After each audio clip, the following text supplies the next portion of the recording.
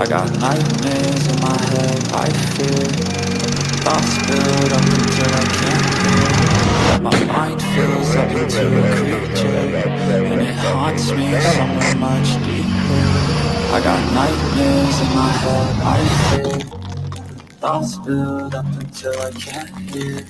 That my mind fills up into a creature, and it haunts me somewhere much deeper. Hey guys, apologies for the Examination is open to delay. the following questions.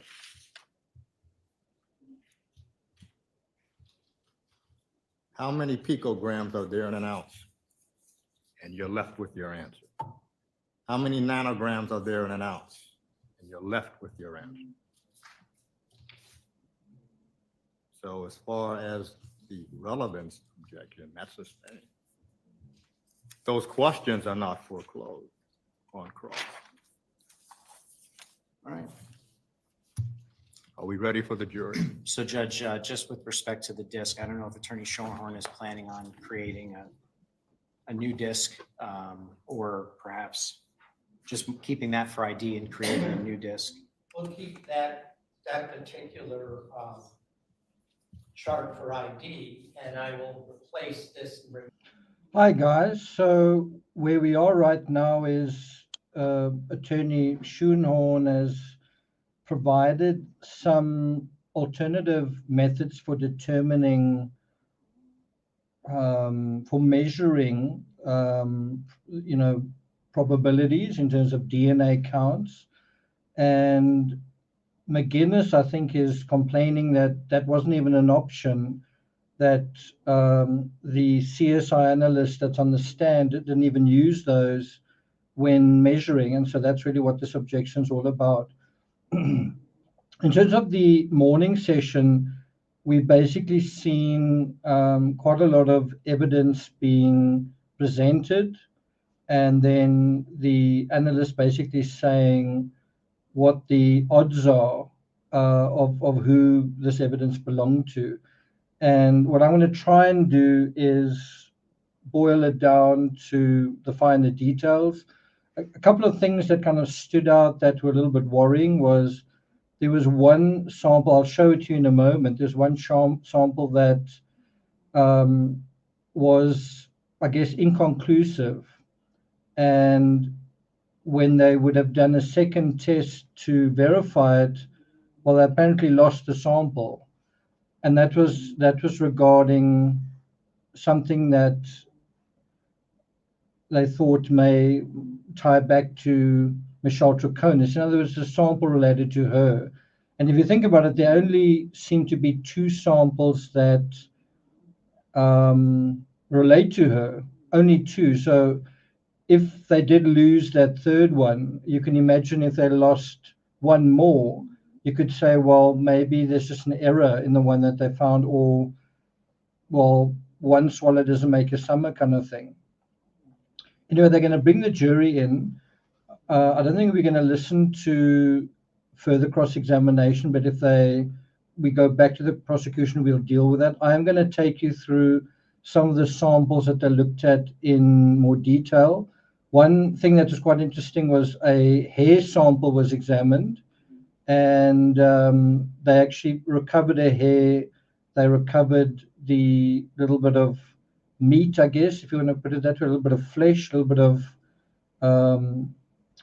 living tissue on the end of the shaft. Anyone want to guess who that hair belonged to? It looked to me a little bit like an eyelash. It could be an eyelash, could be part of an eyebrow, but one of those short little hairs, probably 5, 6, 7 millimeters long. Thanks a lot, Sherry. Chelsea, good to see you as well. Sorry about the shifting timeline of trying to get this ready. I really thought, given that they adjourned early on Friday, I thought it was because that they were done with the forensics and they were going into the next phase.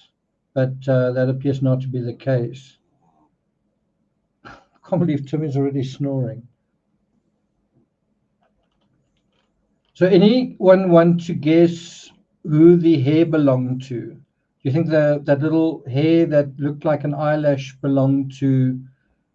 And it's not absolutely. It's in all probability. Wendy, good to see you.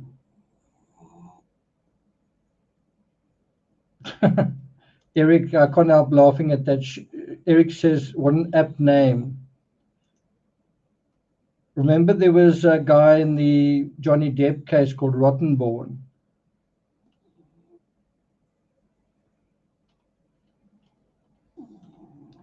Anyone want to venture a guess? I don't know if you've heard the evidence. Anyone want to talk about that? Wendy says it's Jennifer's hair. It's not Jennifer's hair. Okay, so that hair belonged to Fotis. So we're going to look at a little bit of that evidence.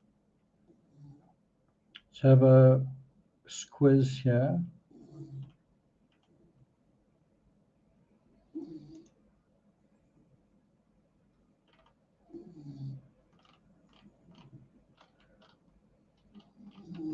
So these were some of the evidence items that came out, and it's pretty incredible looking at them. I mean, that's one of the gloves, right? That's one of the gloves that was recovered.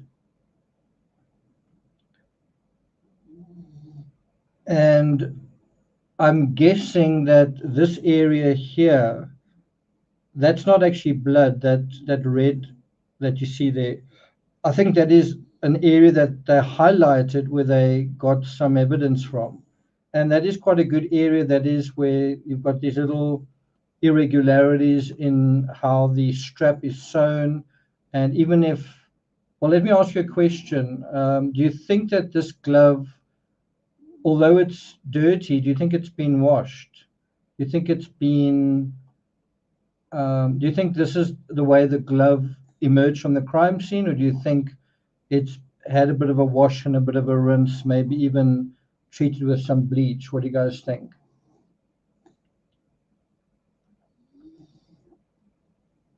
So if you didn't get the answer to that earlier question, the hair was traced to Fotis. It does look washed, doesn't it? And the other thing that you see here are these slight traces of discoloration. There's a slight, it looks like there's a little bit of a fabric on the side of these gloves. These, I must say, look to me like cycling gloves. And so there you have that fabric, and then it looks like it's discolored there, and then there looks like a little bit of discoloration there as well. And so I actually can't remember what they said about what they found here. But the thing, if you've been studying today's evidence and the evidence from the past few days, you realize just how much work law enforcement have done, how many items they've recovered, how many items they've seized. And bear in mind, if you think it's exhausting going through all this, you must know this is the stuff they've kind of found, right? There's a heck of a lot of stuff that they, they were looking for things and they couldn't find anything. So you can imagine if they weren't looking in the garage, or if they were looking in another garage, there was nothing to find there. And it's one thing to say, okay, so this is that and this is that. It's totally different when you don't know what you're looking for necessarily, and you've just got to investigate all areas, right? It's totally different. Now we are going through what they did find when they didn't know what to find, and what comes out the other end is very little. A few things that have got what appear to be bloodstains on it. Half of these items, the bloodstains are inconclusive. So let me ask you another question.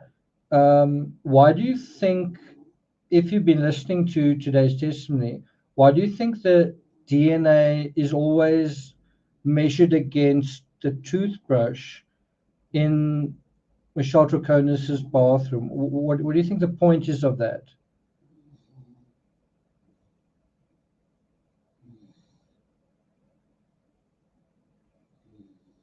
What do you think the point is of that? So let's have another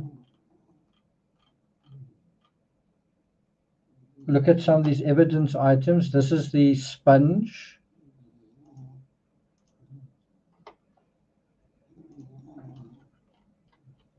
Do you think that sponge is the way it was found at the scene?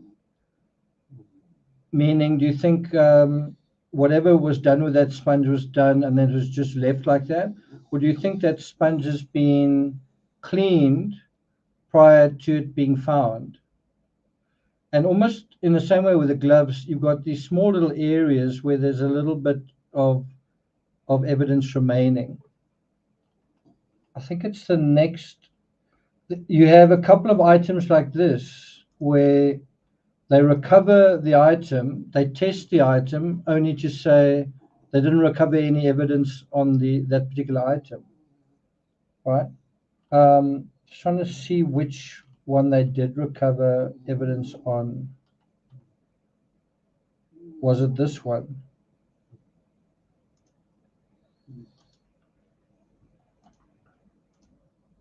Was it this one? I'm talking about evidence that related to Michelle Troconis. Okay, so I've got another one that I want to look at. So there's an evidence item 881S2, and this is on the non-adhesive side of the tape. And what it showed was inconclusive to Michelle Troconis. They were literally trying to decide whether it related to her, but there seemed to be some suggestion that it might. And then apparently when they wanted to test do the next range of tests, they lost the evidence. And so it ended up being inconclusive. I think it may be this one.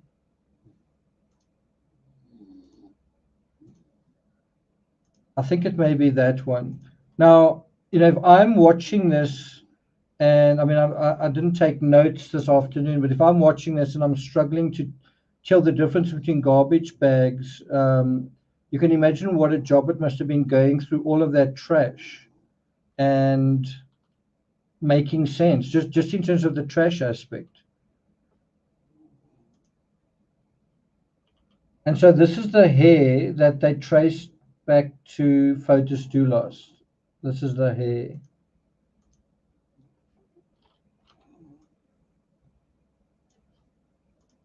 And that, if you think about that, that's also quite extraordinary. They find basically one hair, right? One hair out of all of this evidence, might even be a little hair off his hand or something. But it's a short little hair, and on there it's magnified, and you can see the shaft of it. But they were able to get a little bit of DNA off the end.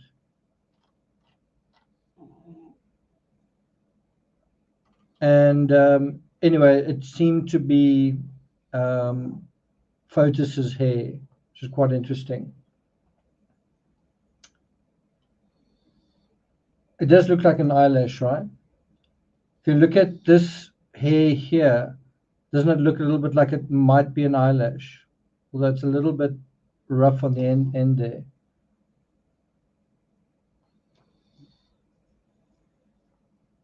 So something that I think is really weird is how, I mean, do you agree with me when I say this? Something that's very weird in this case is how Michelle Troconis in 2 areas has said she was having sex. 2 areas that are absolutely critical to this case. She says that she was having sex or was about to have sex. The one was when she was in the shower with Photos, which is effectively an alibi. And the other one is when she was outside, alongside the passenger side of the red Toyota Tacoma, which is after all the side where we imagine poor Jennifer's body was probably placed at some point. That's where they found a blood stain, one of the few blood stains that they could identify. And she says that she was, I guess, about to have sex with Fotis when Pavel Gumeni came around, and then I guess they didn't do anything. But if you think about it, what is she actually saying? Isn't she saying we were in that spot by the passenger door, about to exchange bodily fluids, but basically, in a way, you can expect our DNA to be there. It's a really bizarre thing if you think about it, isn't it? Don't you think? Quite a strange thing.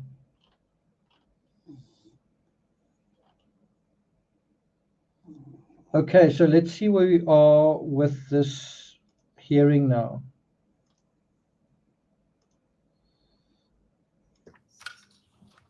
Understand hypothetical if it is in a classical form. In other words, we will ask you to assume certain facts.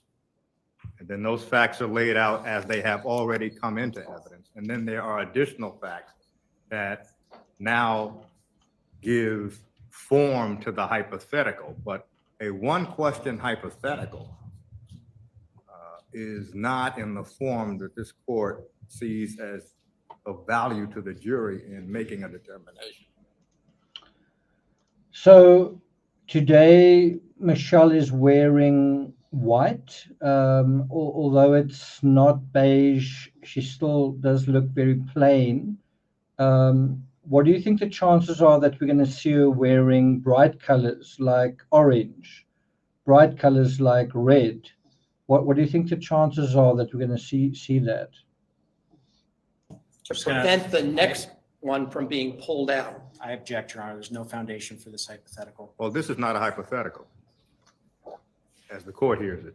No. Then the terms were used, assume for a moment, but this does not sound like a hypothetical. This is just simply an opinion about a certain scenario.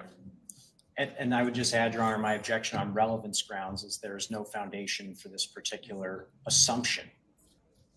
Well, again, that can be left to redirect examination. The court will overrule the objection.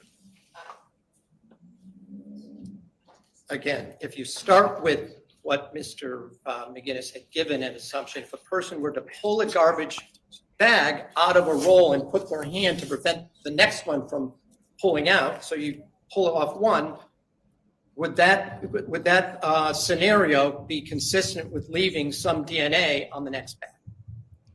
If your bare hand is coming in contact with an item, yes, it's possible that you can leave DNA behind. By the way, did you do any comparison, the DNA profile of Ms. Troconis's daughter? No, there is no daughter submitted to the lab. Did you do any testing with regard in comparison with regard to Ms. Troconis's mother? No. Must say that's quite a good argument. That is definitely quite a good argument. That theoretically, DNA that might be similar to Michelle Troconis's could have been left by a family member. Exterior. I object, Your Honor. Relevance, no foundation. Well, the court hears the question as having already been answered through the first opinion given by Ms. Maydell, that if one bag was pulled from the box and another bag was held in the box by one of the subject's digits, could that possibly leave a DNA sample on that second? So what I'd like to play for you, I'll try and find it a little bit later, is where the prosecutor McGinnis presented his own hypothetical. And I think he was saying, is it possible that someone could, open a bag and that could be how the DNA got into the bag? I must say, I've just taken my garbage out today, and one is aware of how you could leave fingerprints behind and all the rest. So it is quite interesting. The other side of it is, I think the more important aspect is we've got DNA inside the bag, because outside is certainly possible, but inside is much more difficult because it was taped closed. Whoever committed the crime went to a lot of effort to secure those bags with tape around their necks, right?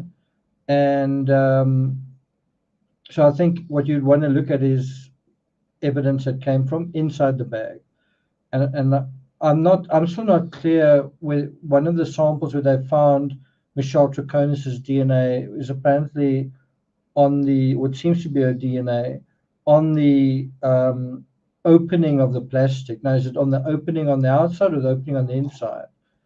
That could be quite significant, because when you open a roll of plastic, you can imagine DNA getting onto the outside, but onto the inside, I'm not so sure. By holding the neck of it or a portion of it with your hand, put something inside, would that be consistent with distributing some DNA on the exterior neck of that bag? Judge, I object. Firstly, I think this question has been asked and answered at this point. The concept has been addressed. That's my first objection. My second objection is, again, there is no foundation for these so-called assumptions or hypotheticals that counsel is giving. So all of this is actually extremely important, because this is essentially the state's case, right? I mean, if you think about it, this is the one area that Michelle Troconis seems to be connected to the evidence in a direct way. And so the whole question is, could there be an innocent explanation for her DNA being there, or evidence of her being there? Well, this is not a hypothetical. This is the same question of moving around the house. So at this point, it may be relevant, but under the code, it's now needless presentation of cumulative evidence. On that basis, it's sustained. I must say that is a really good question. When else did you tape a bag closed? When else did you go and find tape to close a garbage bag? I'm not sure if I've ever done it. I mean, you tend to use the plastic itself to tie a knot, or you use those garbage bags that come with kind of a string, and you use that. But I mean, have you ever sourced tape to close a garbage bag? I haven't.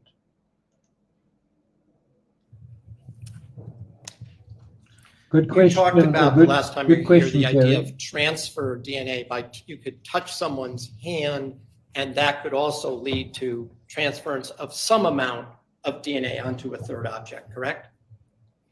That is possible, but many factors contribute to that, yes. So just assume for a moment that if Ms. Troconis was in a truck, and a truck with another contributor such as Mr. DULOS, touching either the seat or the hand of Mr. DULOS, and then he were to then deposit a garbage bag into a receptacle, would that also be consistent with a manner in which that her DNA could be transferred to the exterior of such bag? I object, Your Honor. There is no foundation at all for this hypothetical, and counsel is attempting to engage in essentially closing arguments to the jury through a lengthy question that bears no factual relationship to the record.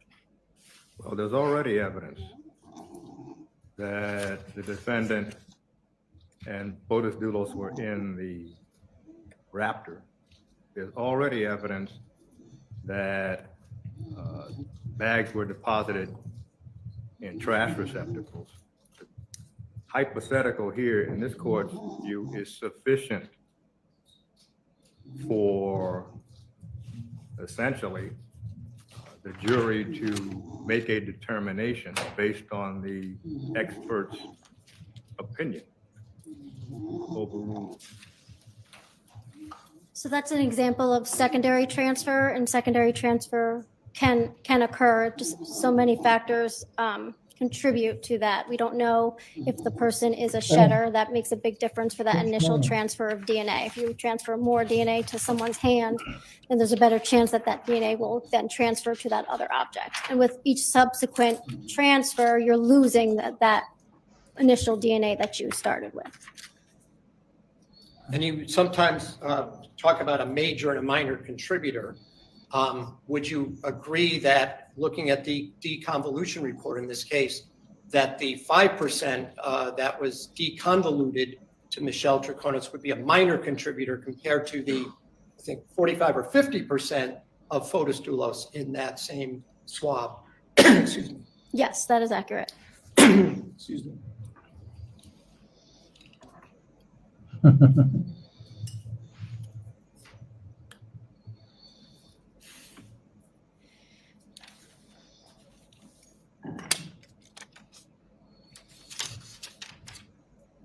I want to shift gears and talk a little bit about mitochondrial DNA. And according to what you testified, if I understood it correctly. Okay, so while he's talking about mitochondrial DNA, and hopefully he's not going to be talking for more than another 20 minutes, but we'll see. The question I asked earlier, and I think you only going to know what I'm talking about if either you've watched this morning session or if I tell you what happened in the morning session. But basically, every time the expert mentioned DNA, it was invariably to compare it to a DNA sample that was taken off the toothbrush. Right now, why do you think that is? Why do you think that is? Why do you think, first of all, what do you think the DNA sample is that was taken from the toothbrush? And why do you think it was taken from the toothbrush? Mel says, I didn't watch anything this morning. Yeah, that is right. That is right. Well, the reason they used the toothbrush is that's a very good receptor for DNA. It's a very intimate thing. It's very unlikely that you share your toothbrush, right? So if you want to find someone's DNA, one of the best places to find it is a toothbrush. Another good example is a shoe. People don't tend to share their footwear. Another fairly good example is a hairbrush, although that's not necessarily something that nobody else uses. But toothbrush is an intimate item that the DNA on there is likely to belong to the owner of that toothbrush. When last did you loan your toothbrush to somebody else? So basically, they're saying that the DNA sample from Jennifer Dulos's toothbrush is Jennifer's DNA, right? And then they're relating that DNA sample to the samples taken elsewhere, and sometimes there's a positive match. The other thing that's going on that I think is kind of interesting is they are trying to ascertain in how many cases are DNA samples found that are unknown. In how many samples where there is a garbage bag, a hoodie, a glove, a hair, a piece of tape, a towel, clothing, a seat, wherever they've taken samples, right? In how many instances do they simply find DNA that's unknown, right? And they're trying, and why they're doing that is they're trying to close the door to the defense, where the defense might say, well, that could be Pavel Guminy's DNA, or that could be some unknown person's DNA, right? In other words, that is a classic example of how a defense case is made when you have a suspect. It's the classic defense case in the John Benet Ramsey case, that there's some unknown stranger's DNA, and this unknown stranger, that's the answer to the case. He did it, right? The same thing in the Madeleine McCann case, except there's no, as far as I know, there's no unknown DNA, there's no sign of an intruder, right? There the argument's very different, that the DNA of the person found in the apartment and in the car is either Madeleine's sibling or it's not DNA to begin with. I'm not quite sure what the argument is. Someone made a really interesting point that 88% isn't divisible by 20, and they're 20 alleles, so I'm not quite sure where that takes you. But I think the prosecution are trying to close the door with regard to some unknown person. Of course, in other words, that there could even be another accessory besides Michelle Troconis, or another conspirator besides Michelle Troconis, or instead of Michelle Troconis, right? So that's why they're going through all of this DNA. The other issue is that all of this is a kind of a long drawn out way of trying to demonstrate that Jennifer DULOS is likely no longer alive. The defense case, I think their best argument is to say that there's some innocent way that Michelle Troconis's DNA is part of this evidence, in the same way that she's innocently driving along with Fotis when he's disposing of evidence related to Jennifer, and she's on her phone and she's just innocently going along with it. I think you can buy that once. I think you can sort of go along with it maybe twice, but what about the alibi? What about the inconsistent statements? Anyway, let's listen to what he's saying. That the full mitochondrial profile, DNA profile for Pavel Gumieni was the same as that of the hair that was on that yellow and green sponge, right? Correct, yes. He's talking about the yellow and green sponge. So I think he's almost done.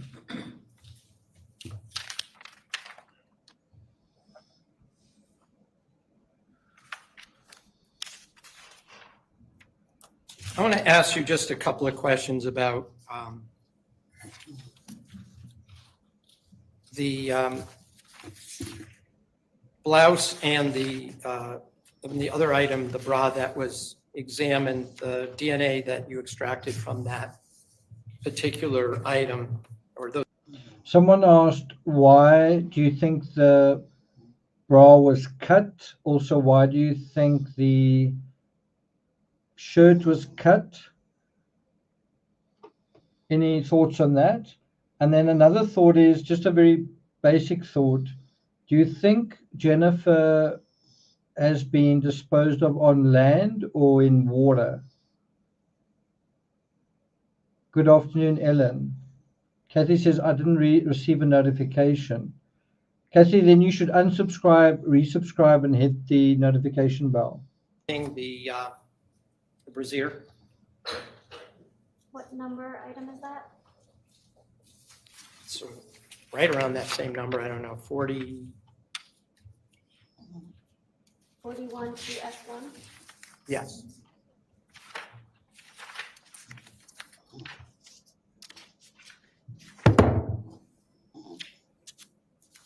That was a portion of British brown stain from the bra, and that was a mixture of 2 contributors. Also 2 contributors. Yes.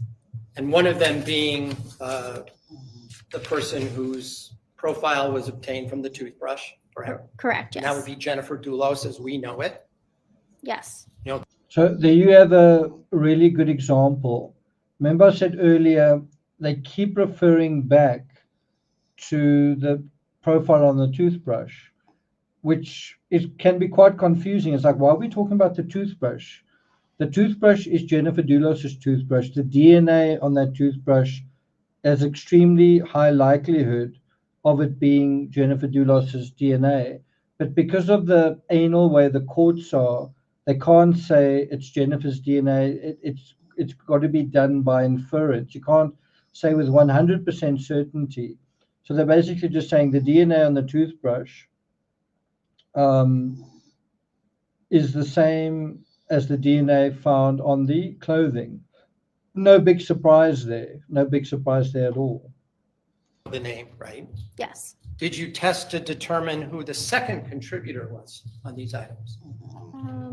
I believe everybody that was compared was eliminated, but I have Was to- excluded, eliminated as being the source, right? as being a contributor.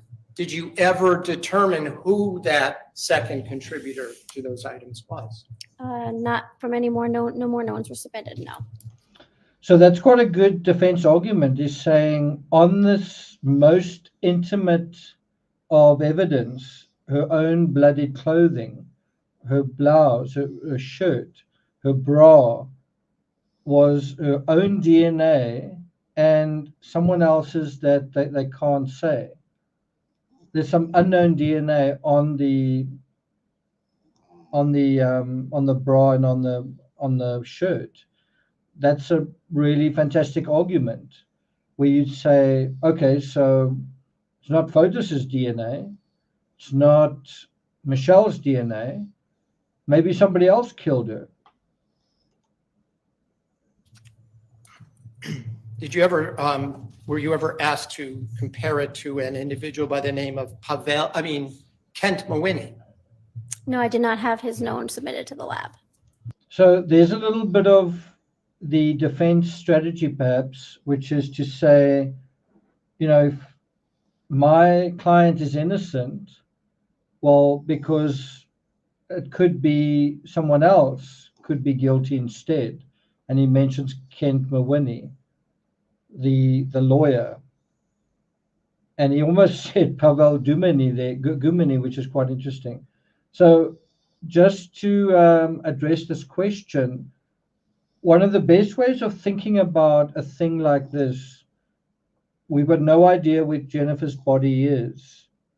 So how do we start thinking about it? Well, is to think about what kind of person was Fotis Doulos? Like, who was he? What did he do for a living? What were his interests? What did he know compared to somebody else? And this is where it gets quite interesting, because on the one hand, he has a construction company, and he works in construction like Samuel's father. And on the other hand, he is someone who water skis often. In fact, I think less than a week after the incident, Fotis and Michelle was having a barbecue. They called it at the pond. And so, so you almost have a tie for land and water, because here's someone who knows the water very well as well. Here's someone who's got access to a boat, like Scott Peterson did. Equally, he's someone who works with the earth and digs holes and has cement and all that kind of thing. So that is what makes it definitely quite difficult and quite mysterious. All right. I just have a moment. We can develop DNA profiles or partial DNA profiles from very little amount of DNA with our new sensitive kits. So no, having 20, 30 picograms, we can develop some DNA profiles, yes.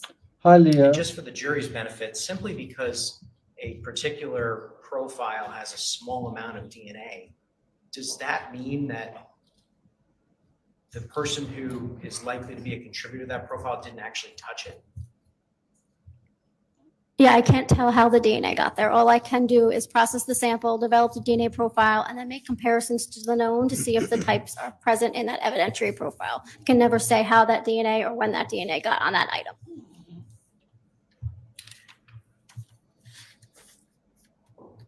You were asked about 88-1.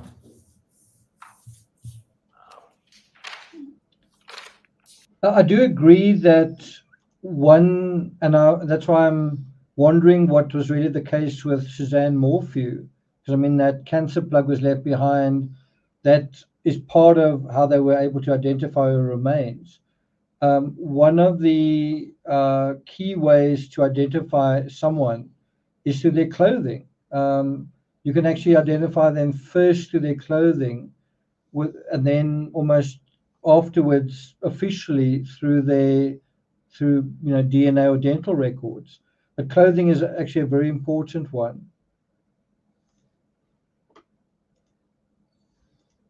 Again, it's the same objection Mr. McGinnis made. There is no evidence that anyone cleaned his truck with that sponge. So there is not a basis for making that assumption or hypothetical or Well, foundation.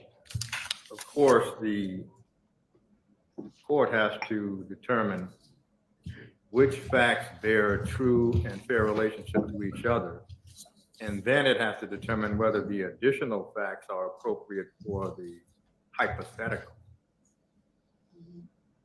So at this point, based on that question, even though there is no evidence that that sponge was used to clean the door panel or any other area of the Tacoma, the hypothetical is fair, overruled.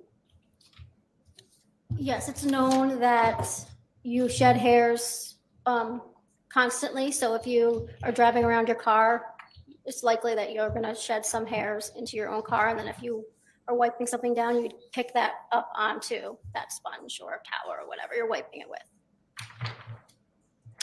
And I just had a chance to review the results briefly.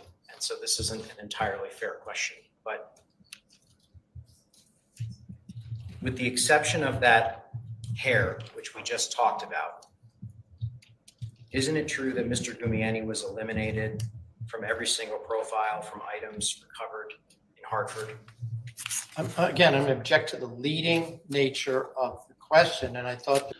So do you hear what he's saying, right? And this is why, I mean, I actually thought today we're going to hear from Gumeni, and maybe we are. But do you hear what McGinnis is saying? He's saying, well, you were able to exclude Gumeni from pretty much all of your testing, right? And then there's a big objection from the defense saying leading. Now, if you think about what's going on, and this is how I understand it, I've definitely not been paying attention to every second. And so it's just my opinion, but my opinion is Pavel Gumeni is a little bit scared to testify because he doesn't want to be implicated, right?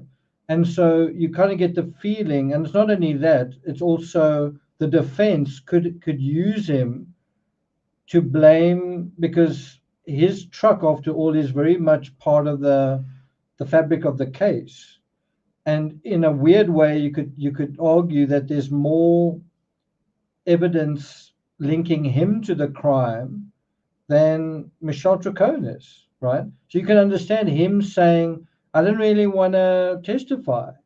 And the prosecution almost saying, okay, well, we'll make sure that it's clear. I mean, obviously, if you didn't commit the crime, then your DNA, your fingerprints, fibers, hair, etc., wouldn't be on any of the evidence, and it doesn't seem to be, right?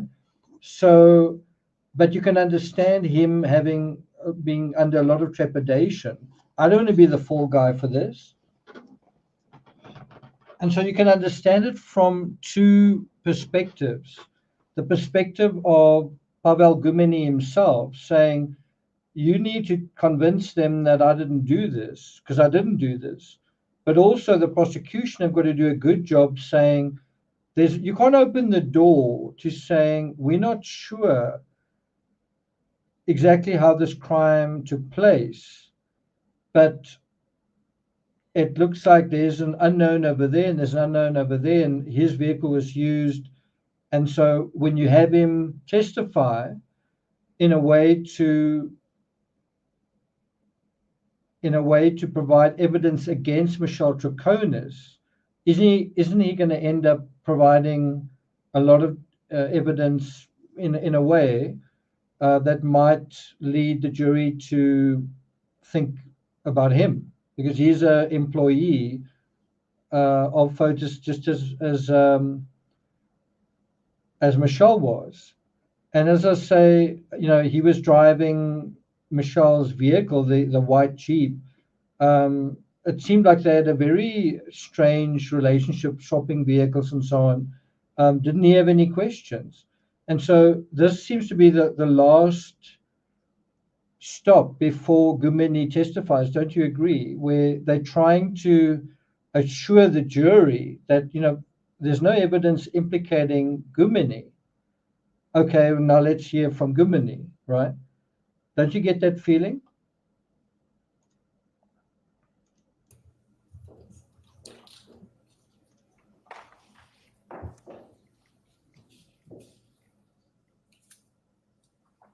If I can just have a moment, Judge. Yes. So Pauline says, what possible motive would Pavel have? Well, I think it's Pavel with a W. I think it's quite simple. Money. Money can be a motive for literally anybody. Sex can be a motive for literally anybody, at a particular point in time. Like maybe if it's a really, really old person or an extremely young person, then maybe not. But sex and money are handy motives for literally any person. Nothing further, Judge.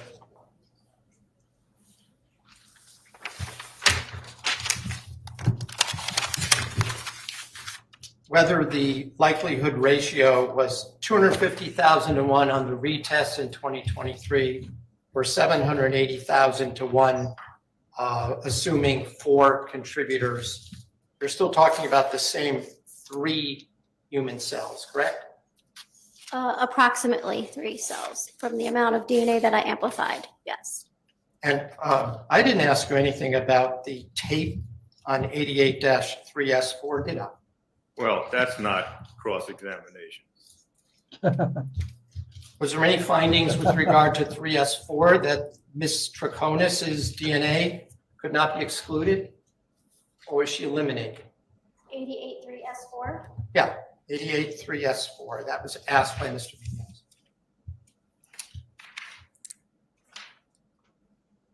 Michelle Troconis is eliminated as a contributor to that profile.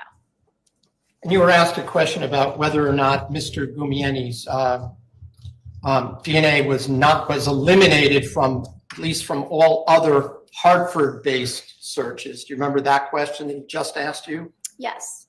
But it was inconclusive as to whether or not his DNA was on a doorknob down in New Canaan. Is that Just correct? object, Judge. It's outside the scope. Outside of the scope of staying. No further questions. Maydell, you may step down.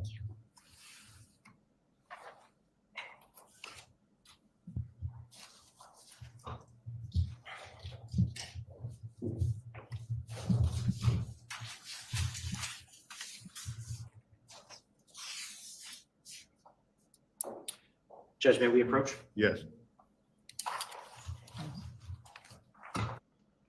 You can see that Michelle is wearing her earphones. And I predict that, I'm not sure if there's going to be a defense. I don't know if the defense are going to field a case, but if they do, I really wouldn't be surprised if they make a big deal about her not being able to understand English very well. I mean, I think that is relevant. I don't think it's as relevant as they're going to try and make it. But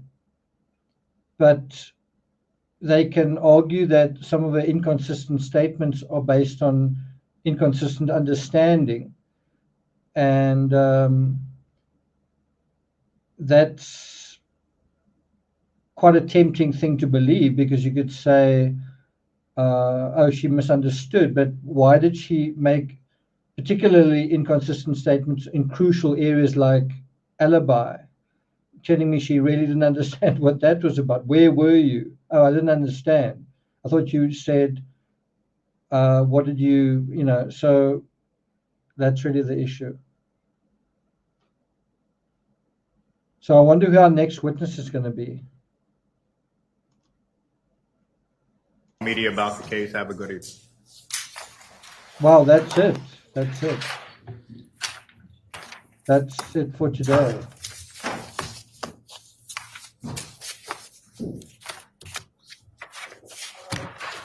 All rise. This honorable Supreme Court now stands adjourned until tomorrow at 10 a.m.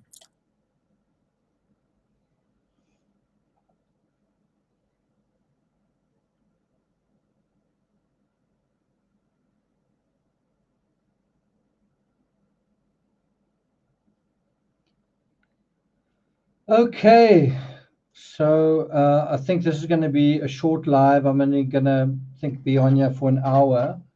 I wonder whether Gumeni is watching that, and whether he might say, based on that, I will testify or I won't. I'm not sure whether he's absolutely required to, but otherwise, wouldn't he just have gone on the stand right now?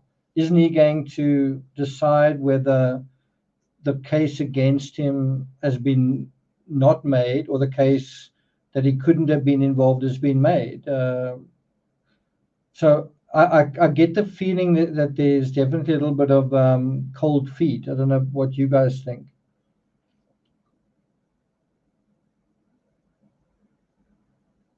Now bear in mind, on Friday, they ended pretty early, and now they've ended very early today as well. And it's Pavel Gumeni's the next witness, one would imagine. It would make sense for him to be the next witness. So what I'm going to do tomorrow is I'm not going to put up any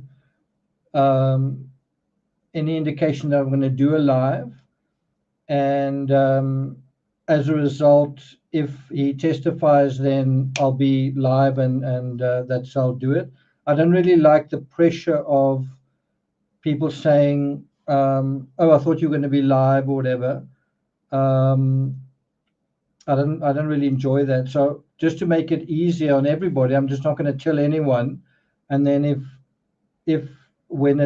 when Pavel Gumeni does testify, then I'll just go live then. I'd like to catch that live, and unfortunately, I can't predict what they're going to do, and no one can. So that's how we're going to do it.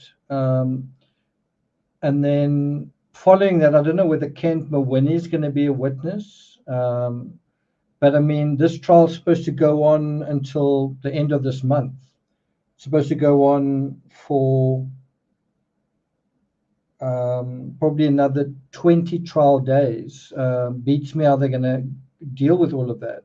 I think there might be some discussion about financial statements. There might be some discussion about phone data. Have we heard about phone data?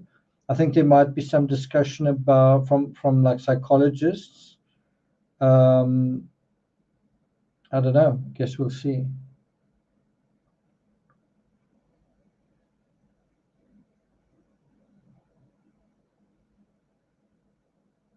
It is a bit of a wait and see scenario, yeah. So I don't know if there's anything else to touch on. I could take you guys through the forensics, but it was fairly cut and dried, although over a long period. Did this, that was one of the highlights, that this hair they conclusively traced to photos. And although I didn't catch it, I think somewhere along the line they said that evidence that they thought might belong to Michelle Troconis was actually lost, which is quite shocking. What I think is not done very well in this trial is just kind of bookending what you're dealing with and presenting it in a very clear way. I would do it in a slightly different way. I would also group together the most important evidence right in the beginning and say, this is the evidence we found that's the most important. And then you can go through the rest. I don't know whether there's a protocol in law that you've got to do it in the order that you did the test. Maybe that's what they're doing. I'm not sure.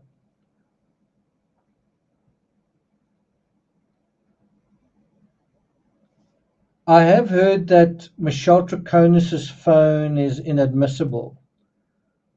I've heard that. I'm not sure if it's true, but I wouldn't be surprised.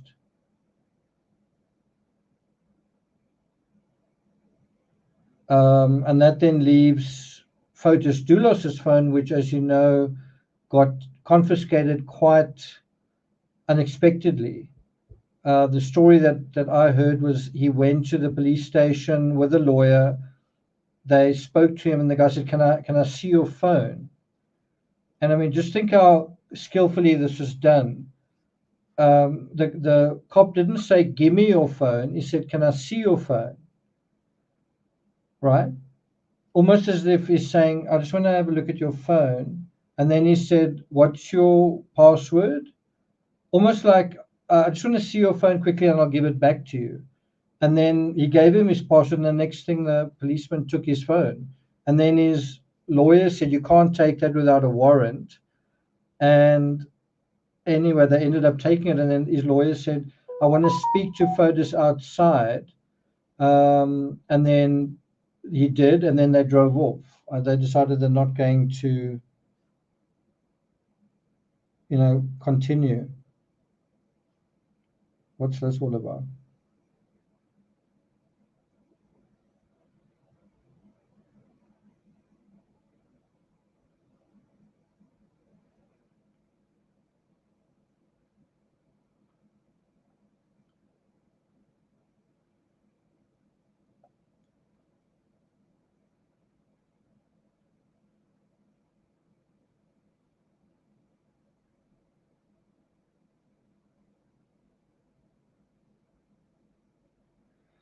Okay, so I've just gotten an email saying that I've ordered solar panels from America. I really didn't do that. Anyway, Mel still says it's about Michelle Troconis' phone not being admissible. Sherry says children are taught at a young age the difference between may I and can I. Okay, so just for those who are following Van Gogh letters, there's going to be a really awesome episode next Saturday, 73, where I'm going to be sharing with you 6 really surprising things with Starry Night that you've never heard before, and that I think will be really, really interesting. So episode 73, it's quite a lot of episodes, right? That's one you don't want to miss. So make sure you get that.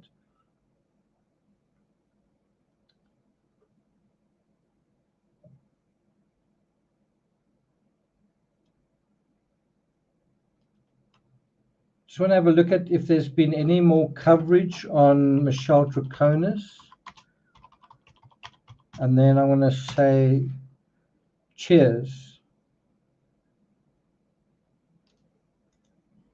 Must say NBC Connecticut has some really good coverage. Yes, basically the summary of today from NBC Connecticut. Forensic lab expert testifies about DNA. Updated 7 minutes ago. There you can see how she was dressed. Kind of a creamy blouse, right? Today was day 17. And so what do they say here?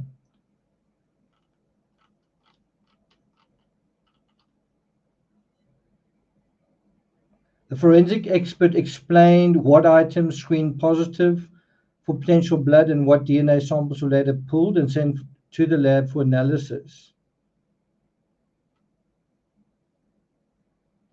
There was also a blue hair-like fiber that was not a human hair. Maybe it was from that sponge. Maybe it was actually green. She testified about 5 human hairs that were collected from the evidence off Albany Avenue. One was from the Tacoma door panel, one was from a sponge, one from a towel, one from a clear plastic bag, and one from the knot of a plastic bag. If you think about it, 5 hairs, that's all that they really found. It's not really a lot. How many hairs do you think people would find in your vehicle? So, I thought they would provide a little bit more detail here.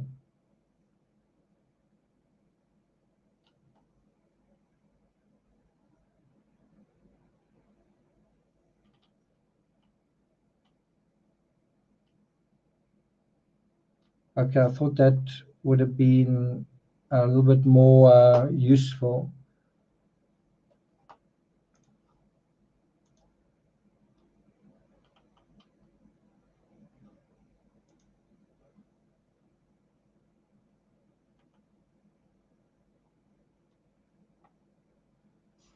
Not sure if I can access this, but lawyer, Troconis' DNA was not all over the bag found, and I guess that is what John Schoenhorn said.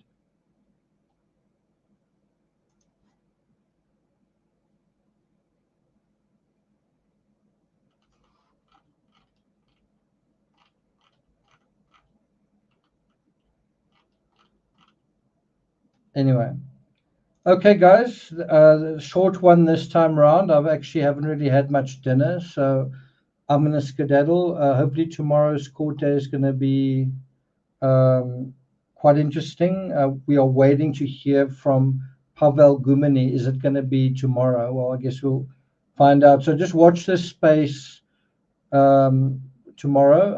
I am going to be, after I've had dinner, I'm going to be recording the audio for a story about Boeing. I know a lot of you are not interested in it. Maybe it just seems too like a guy's thing, but it really is important. Boeing are in a pretty serious predicament, and